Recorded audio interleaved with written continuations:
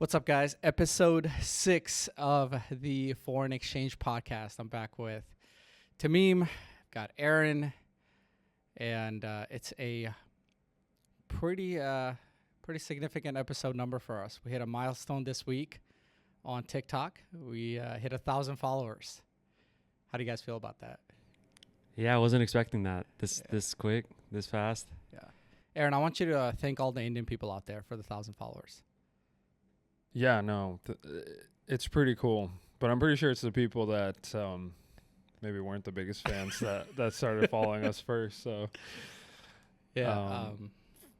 If you guys don't follow us on socials, we are on TikTok, YouTube, Instagram, everywhere. So go and follow us. We'll have the links to our socials on the description of the video.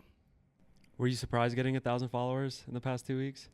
I was. Yeah. I thought it was going to be a lot longer of a process because when you're starting out, that initial growth is the hardest one, right?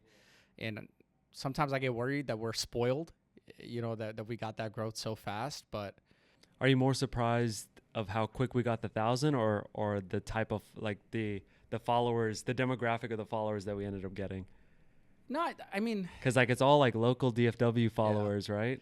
I'm not too worried about the type of followers. I think everybody deserves their the ability to voice their opinions, and that's what we've always spoken about. There are a lot of ideas we don't agree on, but how quickly it happened definitely was very surprising. I mean, the viral video that we had, I found myself just refreshing that every other minute. I'm sure you guys too. Yeah. No, I mean, we're talking about UFC mostly and, other things that we're interested in, but all of our followers are like mom and dads in the Prosper and DFW area that are following us. Maybe we get them to watch UFC. Yeah, they're going to be the biggest Alex Pereira fans in the next couple of weeks. I don't know. After they see his the way he shows up to the face off, kind of painted. Like, I don't know if I want this guy with the nuclear power. The nuclear power. It's pretty badass though, the way he does that. But we'll have UFC talks in a little bit. But how was you guys' week? You guys had a good week? Yeah, busy week. I'm glad it's Saturday. Yeah, weather's a little gloomy today. It rained this morning, but it's good. What about you, Aaron? Yeah, good week. It was a windy week in Dallas. But yeah, no, it's crazy. We just started doing this and we're getting a little bit of a following. We also have like so many haters that tell us like, stop making this podcast. Like we've gotten offers to stop the podcast already. You saw the one on Instagram where it's grapple one-on-one. If you lose, people, some reason people want to touch us and get on the floor, which I think is a little weird. But no, it's fun. It's been a good week. It's always exciting to catch up. I know we've been talking about potentially meeting more than once a week to just stay fresh with the news cycle and everything. It feels like things happen so fast. But clearly, like, we tapped into something locally that people are interested in talking about. And we've had a lot of people reach out about either being on the podcast or, sharing their perspective. We've had, direct messages about different stories locally, both about the demographic change and like local sports. And it's it's just cool to like so early on create a little community of of people who want to get involved and talk about things more locally and things that they experience in their everyday lives, which is fun. It's fun to be. I didn't think we'd get the validation this early and this quickly. I think that's been the most surprising to me, is not just getting the followers, but having people engage with us and either agree or disagree on the takes that we have here. And I know we get a lot of DMs now from people like spending a lot of time to, kind of educate us or give us some information that we don't have. And I think that to me was the most surprising and the most rewarding. I thought that validation would come a lot later down the line. Yeah, no, it's cool. But you got to take everything in stride. Like, we get positive feedback and negative feedback. It's easy to just ignore the negative ones. I know it's easy to just fall into these traps where people will say a lot of things about what we're talking about, how we're talking, our knowledge, our understanding. I think overall it's a cathartic thing to sit down and talk, especially when it's amongst like friends and we're having a good time. And we have like the hunger and the thirst to learn more and talk more about, you know, things that people are passionate about, and not necessarily have, you know, firm biases against anything, just kind of being open to just having a conversation. I got to point out, you've been getting a lot of hate for your hat. I have. Yeah. I've been getting a lot of hate for a lot of things. I don't know, but I've noticed the hat one, which I think is very unjustified. That's a very cool hat. Thank you. What do you have to say to your haters? I'm gonna be. Now let the haters hate. You know, let the haters hate. Yeah, I enjoy it. I like it. I like the hat. So yeah. What do you think about trademarking your phrase? You know, that you're 30% Indian. That merch is coming soon. Merch coming soon. Okay. The merch, the student drivers, please be patient. It's coming soon. We're gonna have like 6 stickers on Yeah, the just front of the shirt. We're gonna have all some crooked. Student driver merch. Yeah. Student driver merch, just bumper stickers, just all crooked, plastered everywhere. I think that's kind of like a big thing, is just to kind of have fun with the situation. Yeah. Like everyone should just be a little more, just laugh at things and just kind of be playful with it, because, man, what are you gonna do besides, you know, it's nice. Can't take things too seriously. Can't take exactly. Can't take things too serious. Yeah. So talking about local kind of events, right? I think on our second episode we covered the kind of blockbuster trade that happened with kind of Luka getting sent over to the Lakers. That happened overnight. Nobody knew about it, and a lot of information has been coming out. I think the more time passes by, the more information comes out, and most of it is from the Mavs side, where they keep trying to scapegoat Luka. I think, Aaron, you're the resident expert on you know, all things NBA. Yeah, no, I can't get over it. I mean, and they're killing it at the Lakers. Yeah, I've watched it. every game, every Lakers game since the trade. I think it's playing out exactly how anyone who's been following basketball or is a fan of the sport kind of would have thought, especially Dallas fans who are still, you know, very, very bothered by it, and there's no justification. And recently, Mark Cuban actually finally spoke about it. He went on WFAA on local news to just kind of have a conversation, and I want to share this video. I want to talk about, you know, what he said, and then kind of unpack a little bit of the timeline of like what got us to this point today, and just have a conversation about the implication and kind of what it means moving forward. And I think Mark Cuban is like dead center in all of this, obviously. So I'm going to play this clip really quick so you guys can see what he said. And this is just a highlight of the longer interview, which I encourage people to watch. You mentioned, I mean, was your son upset about the trade? Yeah, I mean. Were you? Yeah, of course. Yeah. Yeah, of course. And I've said this before. If the Mavs are going to trade Luka, that's one thing. Just get a better deal. You know, no disrespect to Anthony Davis, but you know, get 3. If I still firmly believe if we had gotten 4 unprotected number ones and Anthony Davis and Max Christie, this would be a different conversation. That seems to be one of the criticism following. Yeah, but it's not my call, so it doesn't matter. You mentioned that you're an MF. FL. Yeah. I mean, that's so hard to say. I'm sorry. I mean, I've been Master here for like life. 8 years. It still Yeah, it does not roll NFL. off the tongue. But Yeah. this has been a tough month plus Yeah. for fans. A lot of them are super angry. Are they justified in feeling that way? Yeah, you're justified however you feel. Yeah. You know, we can't. What makes sports different than every other industry, you know, Texas Instruments has a record quarter. Nobody throws a parade. And when you win, if fans are passionate enough to show up in 100-degree weather and line the streets, then you've got to expect when things don't go the way they want, they're going to be just as passionate in response. I've seen some comments on social media, fans who are upset at the whole situation, but some who are upset at you for selling the team. And they feel, I don't know if it's betrayal or what that emotion is, but They didn't feel that way when we went to the finals last year. they did not.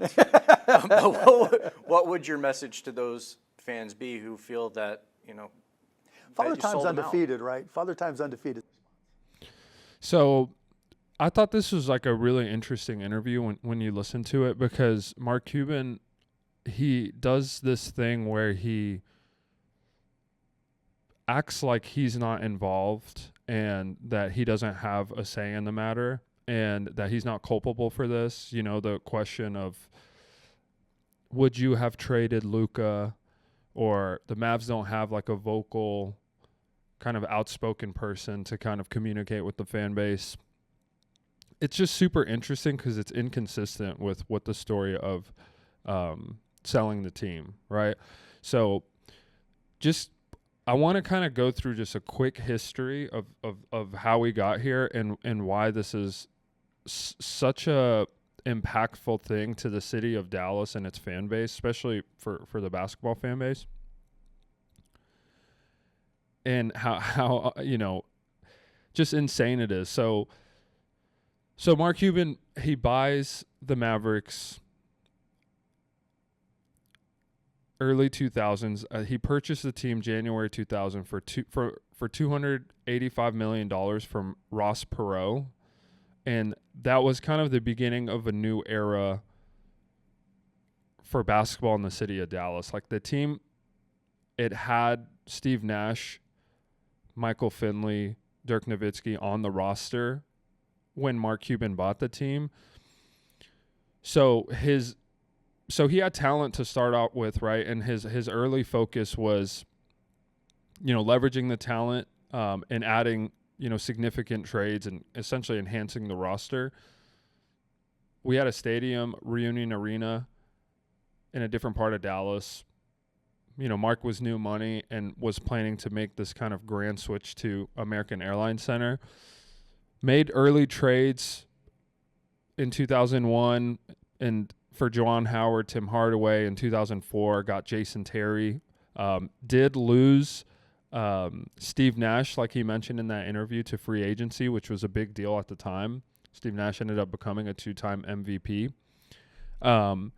But like he mentioned, it wasn't too long after that in 2006, the Mavs made the finals. And we had a good team at the time, played against the Miami Heat. This is when they had Shaq and a young Dwayne Wade. The Mavs won the first 2 games of that finals and were up 2-0. Mark Cuban started planning the parade actually in Dallas because we won 2 games in Miami, and so we had home court advantage. We ended up losing those finals after planning the parade, after getting excited, and it was like a huge balloon that deflated. And then you fast forward to 2010, and the Mavs get Tyson Chandler, which was a pretty significant pickup. They get Caron Butler. They start adding different pieces to the team, and in 2011 make a run in the finals. We were underdogs. We beat a really feisty Oklahoma City team with young Kevin Durant, James Harden. We beat the back-to-back champion Lakers with Kobe Bryant. And then in the finals, we played the Miami Heat with LeBron James, Dwayne Wade, and Chris Bosh. It was the first year of the super team and the first year coming out of the decision, and we win that. It was the summer of my high school. I was a senior in high school, so graduating, going into my freshman year of college, and I remember like just how excited the city was, the parades, partying. You know, obviously that time of life, like you're just enjoying yourself. For me, so it was big. And after winning, you know, the Mavs made some interesting moves from 2011 to 2018. Traded for Rajon Rondo. We had a little random bout with Lamar Odom. You know, we kind of wasted some good years of Dirk, and then he got old, and we just never were able to bring it back together. And then in 2018, you know, we have the 5th pick of the draft. We trade to get the 3rd, and we get Luka. And this is a generational player. You can't even compare how good and how much just potential a guy like Luka has to even Steve Nash or anyone else. He's somebody that doesn't come around often, that changes the, you know, dynamics of your team for as long as you can have them, right? It was another international player for Dirk to kind of pass the baton down to be the next kind of face of the franchise. And it was really exciting. You know, around that 2018 time, the Mavs were also going through a lot of front office issues for harassment and kind of changed their whole dynamics of who they were hiring internally to be more forward and progressive of an organization. Now, I'll fast forward. The same year we drafted Luka, we drafted Jalen Brunson. You know, we have a young core. Dallas is always kind of in the mix. You know, we're competitive every year, giving ourselves a chance. The city becomes more of a basketball city. Obviously, like, Dallas Cowboys are king, and it's a football town, but between the Stars, the Mavs, the Rangers, and the Cowboys, the Mavs were really a rising star because we've won a championship. And there was always just so much hype. So then you kind of move to 2023 when the ratings for TV are kind of going down. There's kind of a shift in the dynamics, and Cuban decides to sell the team. And in this article here, it's just interesting to highlight some of the reasoning behind, right? So Cuban said when he bought the Mavs in 2000, he had the advantage of understanding technology. He became a billionaire when the radio internet streaming company he founded was sold, right? Now the future of the media right deals is in question. Diamond Sports, the company that owns regional sports networks that carries the Mavericks, is in bankruptcy. Cuban said the sale makes sense for revenue from the media rights deal so much, and now financially we're in a far better position this afternoon than we were yesterday to be able to compete at a high level, right? Now, it's just interesting when you read some of the reasoning, right? Cuban said that spending to keep the team competitive won't be an issue with Patrick Dumont. He basically said, just do what you have to do. I want to win. Now, Mark Cuban essentially is assuring the fan base that although he's selling the team and Dumont will be the kind of governor of the team and the Adelson family owns the team, Cuban will be the alternate governor with 20% stake in the club and will maintain control of basketball operations. He made it clear there were no plans for franchise to leave Dallas, right? He said the advantage of what you can build and where you need to have somebody who's really, really good at that. Patrick and Miriam, they're the best in the world at what they do, literally around the world. When you have a world-class partner who can come and grow your revenue, you're not dependent on things that you were in the past. So Cuban is selling the team, but he's also selling the fan base that, hey, these are real estate and casino people. I'm the basketball guy. So I'm still involved in basketball decisions. But he has to do that, though, right? To build confidence in the new ownership. I mean, just because he's saying that doesn't mean necessarily he believes that. I think as an owner, I don't think there's anyone who understands the loyalty of Dallas fans like Cuban does. I mean, he really transformed the Mavericks, and he always talks about how he wanted basketball to be an experience and not just a sport, right? Whenever somebody visited the Mavs and visited American Airlines Center. But him saying, you know, things are going to remain the same, I take that with a grain of salt. He's expected to say that because nobody really expected him to sell the team, and that was also a shocking news to everybody, at least everybody that followed the Mavs. Yeah, but in saying so, he's assuring the fan base. Yeah. He's assuring the fan base that, hey, they're not basketball people. I'm not real estate. I'm not a real estate person. That's why I did it. I could have gotten more money from someone else. I've known these guys for a long time. They're great at things I'm not good at. So he's essentially in charge of basketball operations still. they're the money behind the team. You know, they're the ownership, but he's responsible for basketball operations, right? So then you fast forward to the trade and to this interview that we just watched, and he's saying, oh, if you're going to trade Luka, you need to get so much more.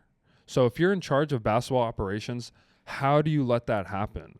How do you he's essentially Nico Harrison, who's the GM.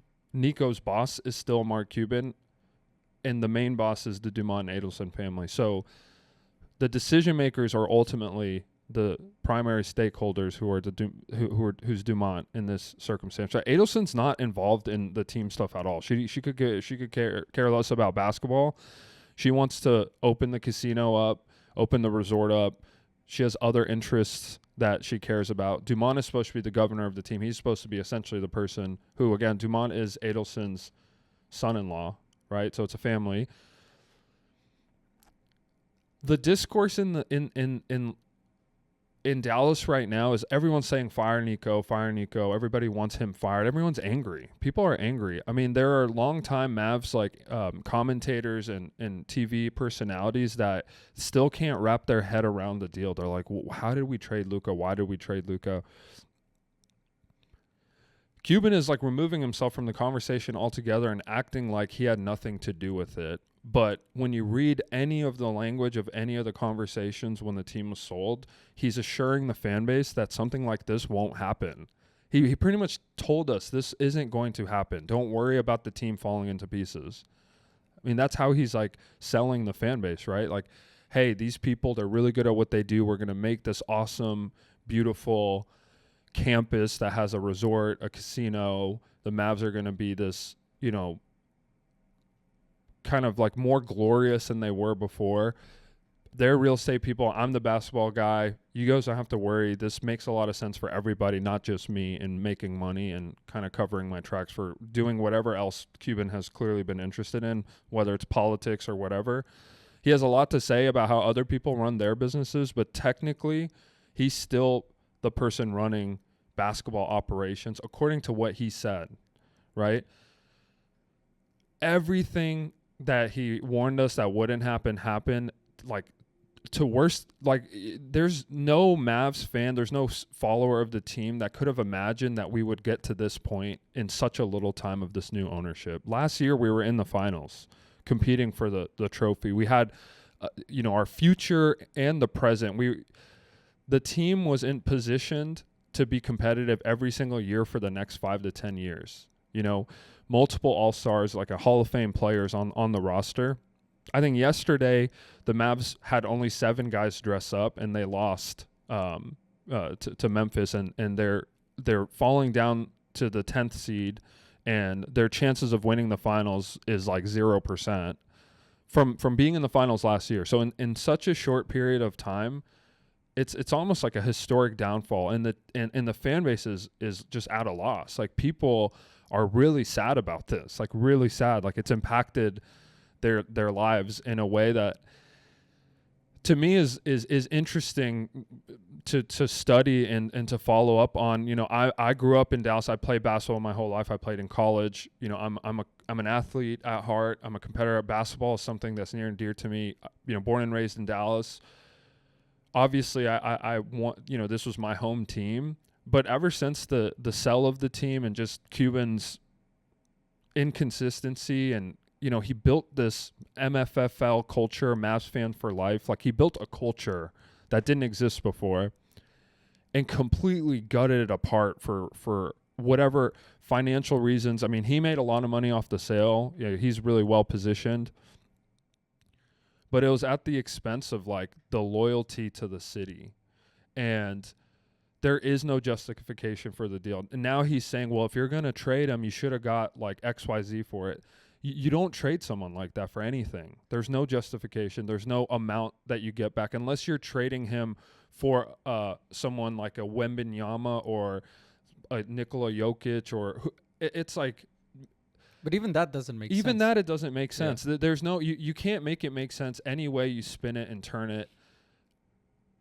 The team is it's like a poverty franchise now. Like, the loyalty of the players, it's not going to be a destination that free agents want to come to now that they saw that they traded somebody who was a generational talent. Like, what's going to make any player in the open market interested in joining?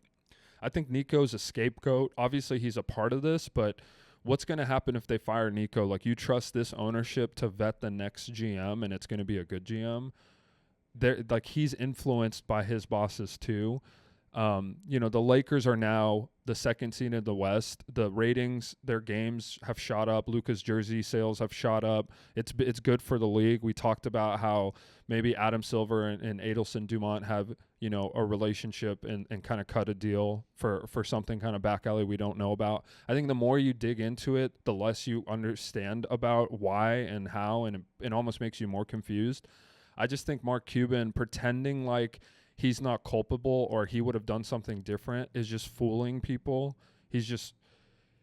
I don't think people are as dumb as maybe he thinks they are. I think people are noticing. It's just based off the things you said, it's inconsistent. He's being super inconsistent, and he's losing this like aura and this fan base and this support community that he used to have. Like, I don't know who, he's doing some things with cost plus drugs, making medication more affordable. That's like, there's positives there for sure. But overall, it's like he had the city of Dallas. The city of Dallas loved Cuban. And now everyone's in shambles from the sport angle, and watching him do these mental gymnastics and bend like a pretzel to pretend like he had nothing to do with any of it is honestly kind of pathetic. Like, I think it's just sad. Like, it's sad to see overall. And I wanted to just kind of discuss that, because when I see conversation online and it's like people only peel the layers that are in front of them. Everyone's still very hurt and like shell shocked about it, and fire Nico, and there's fire Nico signs, and fans still go to the game and scream that. And I look at Dumont, I look at Adelson, and I look at Cuban, and I'm like, whatever you guys are interested in, it has nothing to do with the community, the fan base, the MFFLs, the people who pour money and time into this team. You guys aren't interested in what they, what you're not interested in them. If anything, they want to set up a casino to even take more money and fleece these people and make them even more poor and broke.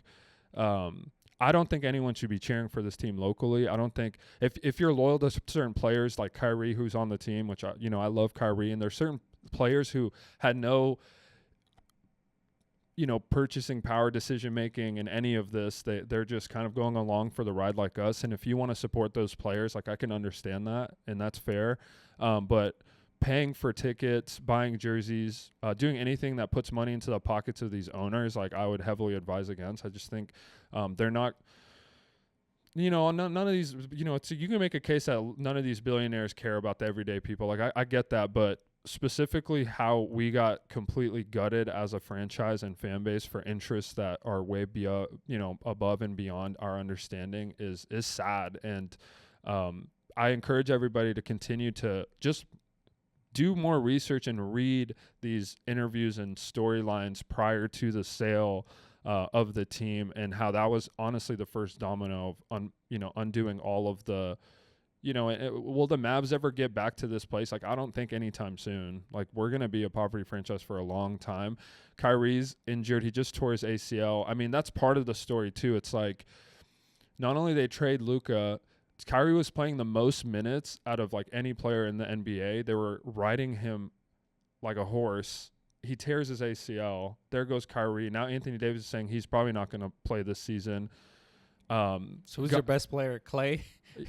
Clay, like, you got to feel bad for Clay. Yeah. Clay decides to come to Dallas to play with Luka and Kyrie. That was his decision. I was like, I want to play with these guys. And it's they were beautiful. contenders. They were contenders. It's beautiful basketball. I have a position on this team. They need shooters. They need a 3-and-D type guy. That's what I do. I'm in the later stage of my career. I want to win outside of Golden State. It sucks, right? I feel bad for Clay because he should be on a contending team. He's still a good player, and he's paid his dues. And it shows you that this wasn't a decision based in any like real basketball interest or like making the team better or going for a championship. Like, Dumont is just like the ugliest dude. Like, he looks on the outside how I would imagine his decision making looks on the inside, just ugly and dumb. And I mean, the dude is just like, you look at him and you're like, man, I wouldn't trade $1 billion to look like that. You know what I mean? Like, But for real though. No, for real, I wouldn't. For real, I wouldn't. I mean, I see his face, like the physiognomy, like tells you everything. It's like, ugh. I mean, you know, So they made the decision for Mavericks to be bad for a long time on purpose, right? Like, is that the goal? Like, they want Mavericks to be bad for a while so they can focus on the real estate side of the. we spoke about this, right? How maybe this is a power play into pressuring, you know, local government agencies and state government agencies into making decisions that benefit ultimately the interests of the Adelsons, which is, you know, opening up a casino resort type of deal here in Dallas and somehow combining the Mavericks franchise to that. I'm too uneducated, to be honest. I mean, these are all speculations. What really bothers me and you know, what has happened, you know, with the Mavericks over the past month and a half is insane. It's like the modern day fall of Rome. You know, we wake up in the morning, we find out Luka's been traded. Then we get Anthony Davis. In the first game that Anthony Davis plays for the Mavericks, he gets hurt. He's out for the season.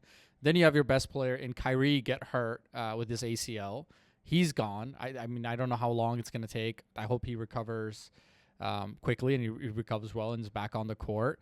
So you've gone from being in the championship to now this team that nobody's going to recognize. Now, to add insult to injury, they are talking about raising prices. That's another thing. They are just taking they're raising prices of the tickets. So they're completely shitting on the fans. Completely. They're making the team worse. They're raising the prices. They're clearly I don't know, like you said, are they tanking on purpose and do they have more leverage if the team is bad for their interest of whether it's building a casino here or moving the team to Vegas or whatever? It's like I don't know.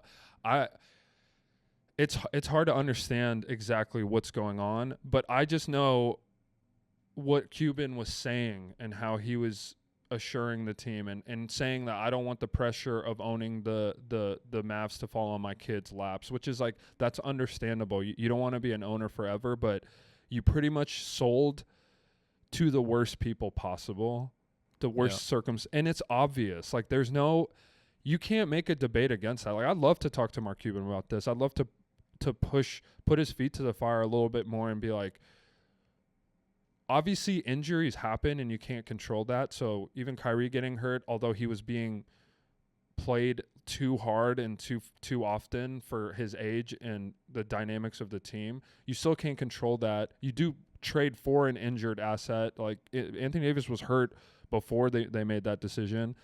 And he's hurt all the time. Anthony Davis is hurt. I feel bad because I think he's a good player. It's not about Anthony Davis. It's about how the Mavs handled all of this, and Mark Cuban's in the center of it. Like, he cannot remove himself when it's convenient to remove himself and say, hey, listen, you know, and when he has these interviews, he's like, you know, I wouldn't done this or would have done this and would have done that. I'm like, dude, you're in the room.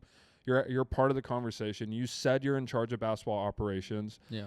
Like, you know how good Luka is. You're not dumb. You know basketball. You know what you had. You see him like from when we drafted Luka to all the things we did for Luka and around Luka and how he was treated, it was like obvious that this guy is such a star. He had quotes about I would divorce my wife before I let go of somebody. He was saying he's better than Dirk. Like, he was like, you know, Dirk knows that Luka has like a bigger ceiling and has more of an impact and he's better. Dirk was loyal to the team for 20 plus years, right? So you're saying all that, and then now in an interview you're saying, well, if you're going to trade Luka, you got to get more from it. I think it's a different narrative if you get more. And it's like, no, dude.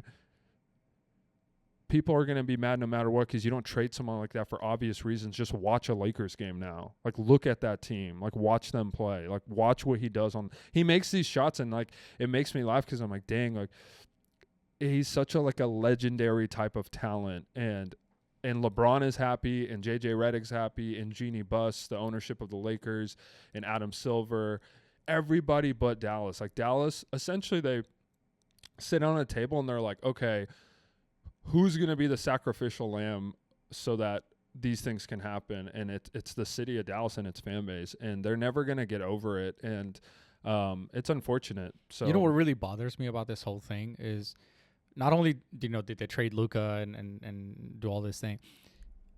After Luka's with the Lakers, they are constantly shitting on him. Every news that comes out, oh, he was overweight, he didn't take care of his body, he wasn't serious in practice. I mean, every opportunity they got to take a shot at Luka, they took, which just shows that, they don't have class. All right, you made the decision, move on. And it's okay, to say like, hey, man, maybe that was not the right decision. Whatever it is, whatever your plans are, at the end of the day, it's their decision and they made it. But why do you take every opportunity to go like shit on, your franchise star? It's like that employer, right? That fires that employee, but it's also constantly talking about that employee and, how they were bad, how they were this. Move on and focus on whatever you're going to do with the shit show that we have in Dallas now. Well, it's just this constant spin to make it seem like there's a justification to make it. They come out with like reasonings. Oh yeah, we looked at Giannis. We looked at Anthony Edwards. And there's stories about Kevin Durant might sign to Dallas in the offseason, and it's like they keep spinning the narrative to keep the fan base distracted about something so like a colossal failure that has to be. You can't attach reasoning to it from like a basketball sense. There is no reasoning. Like it doesn't make any sense. Yeah. It makes no sense from a basketball perspective. And Mark Cuban knows that. I wish he would talk to the people honestly. Be honest. Like at this point, it's like, yeah, they want the Adelsons have other plans and basketball is not a part of it. And I don't really have any say anymore. I said that I did, and I'm in charge of basketball operations, but I'm really not. Like, this just is what it is. Sorry, guys. Like, I have other things I care about, and I want my family to care about. But then step out, right? Step out, go away, stop talking about it, stop pretending like Why you is care. he still there in the stop media? Stop going to the games, yelling at fans. Like, you have completely everything you did leading up to this point, even winning a championship in 2011 and being so involved, you've completely dismantled all of it. Like, it's sad, honestly, and I'm over it too, and I feel bad for real Mavs like fans who are through and through like these MFFL pages and stuff, because they're talking about, oh, if we tank we can get Cooper Flagg, and like he's the up and coming next guy, and they're going through it. They're like trying to like. You see their brains like cracking. Attach a reason to. Yeah, they're like, we can get this guy. We can do the thing. It's like, please, mom, please, And I'm like, you guys are all pathetic. Just stop thinking about this team. That's like the average. They don't care about now. you. Yeah. Like, just don't show up to any of the games. Kick them out. Get the Adelsons out of here. Either they can take this franchise and move it to Vegas, and somehow we can have a blessing in disguise, and another person come in and start another Dallas home team, or eventually that money sucks them dry and they have to sell the team, and we could get rid of these people altogether because they do not care about the fans. So I don't want the fans to get too caught up caring about them. That's pretty much it. It's sad. It's interesting. I think when Luka wins like 3-4 rings, like people are gonna look back, and the Lakers obviously they're gonna win multiple championships in the next decade. They're gonna win multiple championships, and Luka. You think LeBron adds any more rings with Luka? Like yeah, that would be crazy. That's a separate conversation too. That's percolating, is that he's gonna be playing longer now because he has someone who's initiating the playmaking and buys him more time. And it's obvious when you watch, like they're just built to win. The team just completely looks different. The Lakers, like people were questioning the defense. They have good defense. When you have that type of talent leading your team, everybody's going to rally and figure out their roles next to LeBron and Luka. Yeah, I think he's due for anywhere from, if he stays with Los Angeles, which I think he will. I think he is a loyal guy. He wanted to stay with Dallas. Now he's in LA. It was a hard adjustment. I think he still can't believe it. But the more he plays in these big-time games, the more he's in the news, the more sponsors he gets, the more just everything, he's going to not care about Dallas anymore. And why should he? Like, I wouldn't care either. I would be like, yeah, I feel bad for the fans. Like, I loved living there. I loved the people.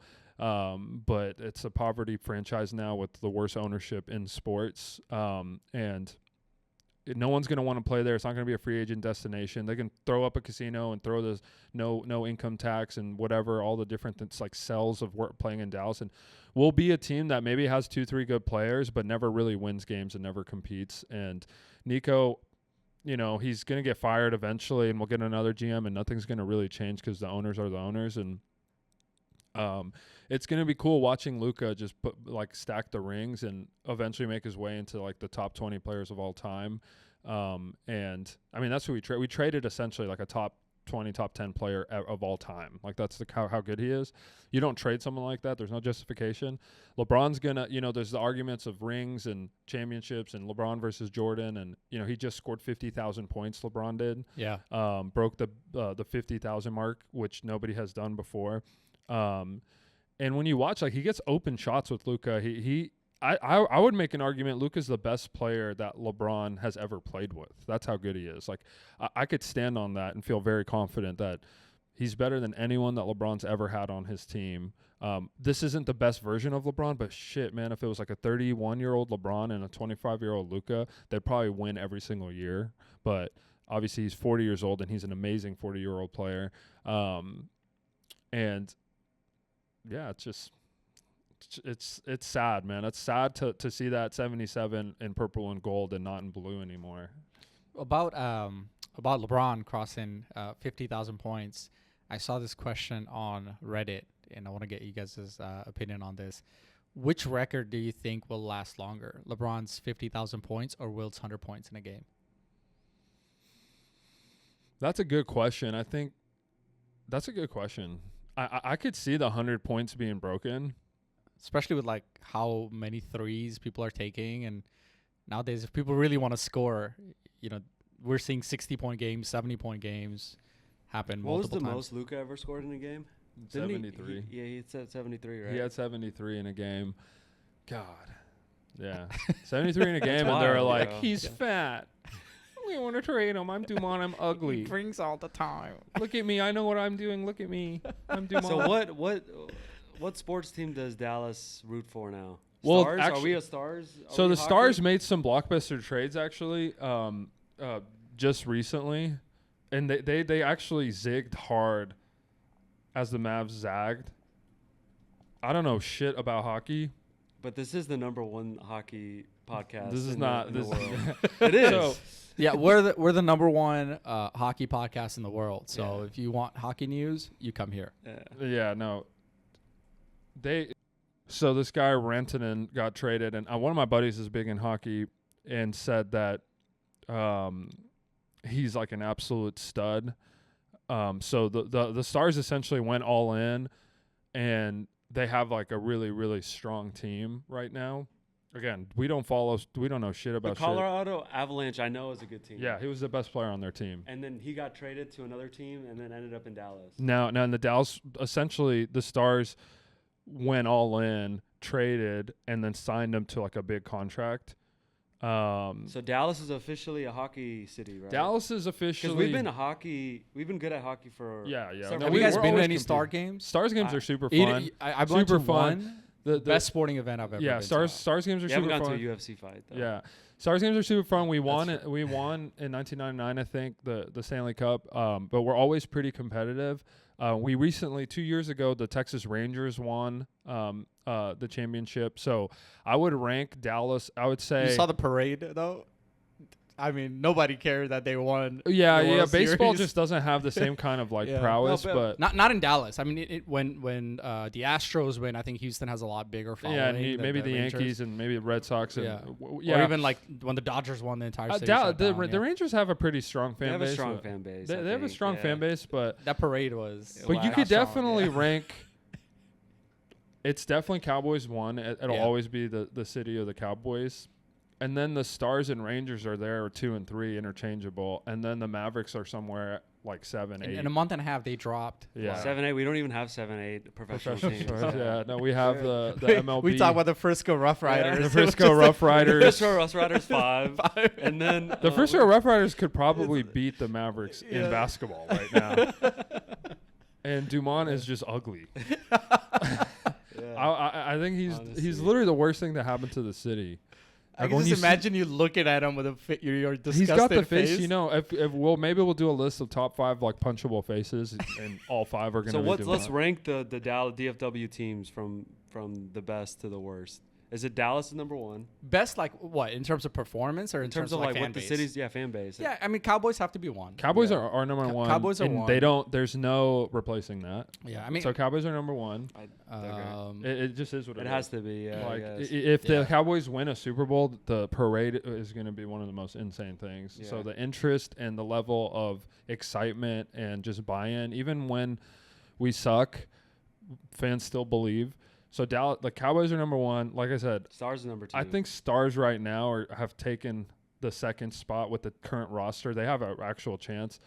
Baseball is just one of those sports that one year a team could win and the next year they might not even compete. But the Rangers are there at number 3.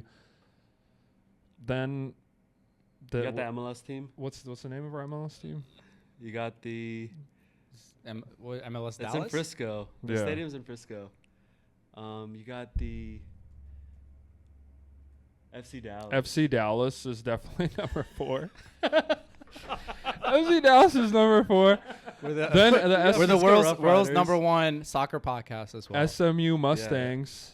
SMU Mustangs. Basketball No, team, Mustangs football must team. be, The before- Longhorns have a better following now. UT? The Longhorns have better following Longhorns. than in Dallas. Dallas. For sure. In Dallas. That's a better For org. sure. Yeah. For sure. Yeah, yeah. I mean Archie Manning is definitely a bigger star. There's in A&M. A&M has is better than the UTD. Mavs. basketball team.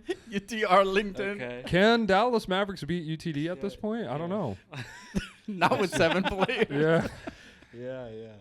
Damn. Oh man. By the way, UT Dallas, largest concentration of a demographic. Take a guess. Well, of course, the Naveen Jindal School of Management. That's right. I'm very familiar Oh, with okay, it. good. Yeah, I'm very familiar. Yeah. There's no hope for the Mavs. Soon the Mavericks will be 60% Indian, based off of just. It's gonna be walk-ons. It's gonna just be walk-ons. They're gonna host walk-ons. Oh, man. You're talking like in terms of players or It's just players, the team. Everyone's gonna have Patel on their jersey. On the Yeah. back.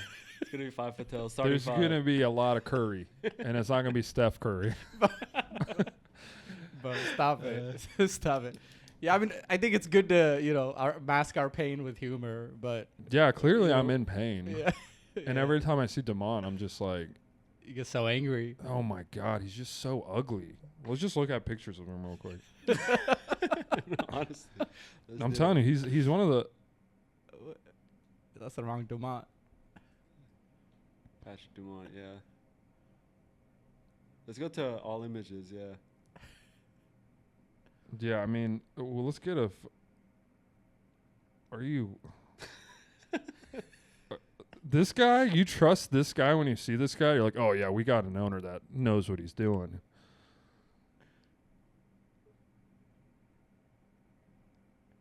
All right, man. You don't know. No, maybe honestly, he's got yeah. something cooking. Behind the scenes. Yeah, you definitely look at that. It looks like someone who has something cooking for sure. Look at the way he's looking at Dirk. My gosh. Like me, Dirk. I know what I'm doing. God, he's so ugly. He does look like that kid that's always looking for recognition. From Look at his his parents. Yeah, for sure. He's just like That Shane Gillis joke where he's like, oh, he got a little bit of down. He got a little bit down in him. yeah, no, he's the worst, and everybody should hate him. Anyway,